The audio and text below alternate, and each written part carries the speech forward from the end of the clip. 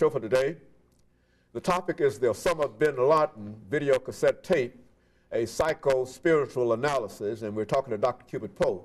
And Dr. Poe, during this last segment that we have here, let's give you an opportunity to sort of summarize some of your points of view in reference to the videocassette tape, and perhaps give some points of reference in terms of what Mr. Bin Laden might be up to now since he has not been captured. And hopefully by the time that this airs, we might be able to say that he has been captured. But up until now, he has not been captured. So let's talk about it from that point of view.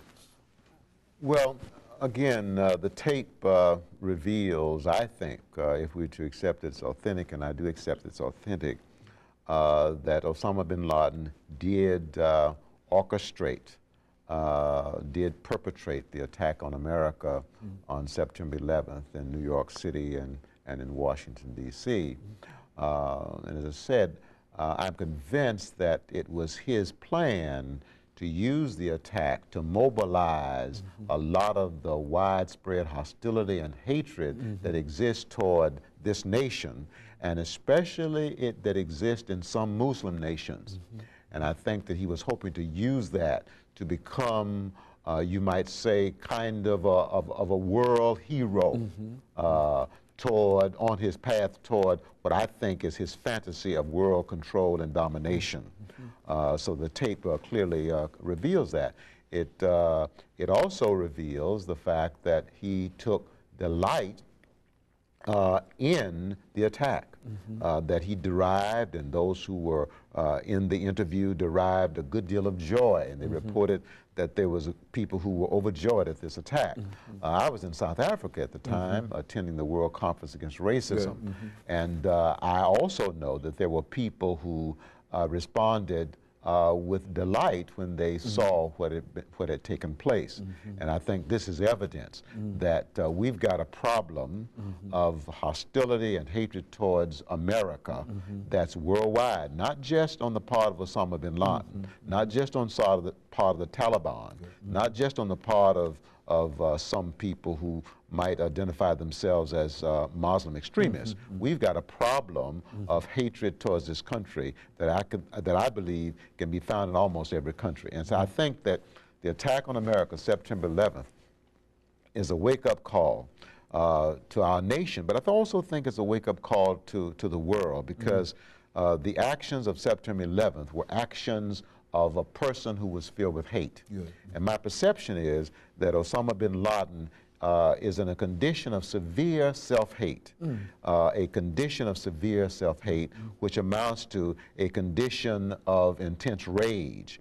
And in that condition, I believe that he has a lot of hate feelings towards himself, towards God, and towards other people. And such a person then can be expected to do almost anything to achieve power and to achieve control and to achieve dominance over other people. And of course, that being true, we also know that there are other people beside Osama bin Laden who have the same problem. We've got people who have that same problem in this country. I'm convinced that Timothy McVeigh was such a person, that he was in a condition of severe self-hate, and we saw what he did. I'm convinced that, as I said earlier, there are people who are members of the KKK have the same problem. People who commit hate crimes. You recall the black man who was drugged through the streets in Jasper, Texas. I'm convinced that the persons who did that were in a condition of severe self-hate.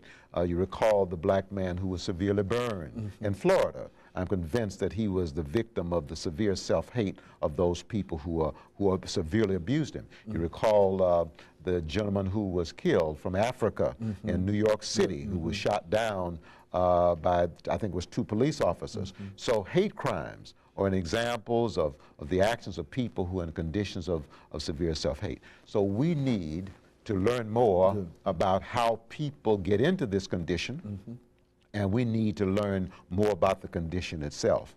I'm convinced that in Osama bin Laden's case, I believe that despite his protestations of being devoutly Muslim, I believe that he has rejected the authority of God in his life, and I believe that he is orchestrating his own way. Now, if you're deeply religious, then you allow God to call the shots in your life. You try to allow him to lead and you follow. I don't think Osama bin Laden is following Allah. I think Osama bin Laden is following his own greed, the voice of his own greed. Persons who are in a condition of self-hate can be expected to be abusive of other people and abusive of themselves. Now, the tape revealed the fact that he did not let the men who hijacked the planes, who flew into the World Trade Center, he did not let them know what was going to happen until the very last minute before they got on the plane. Now, what he did was to manipulate these people then in a position where they were expected to commit homicide and suicide, but did not tell them what was going to happen. Now, we were led to believe early on that these people were so devoutly religious and so in agreement with the cause that they were willing to give their lives. That's not the case.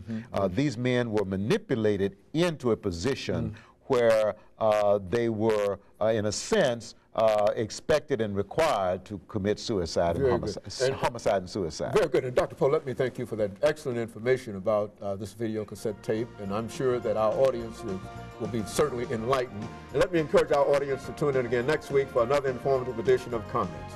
Thank you and good morning.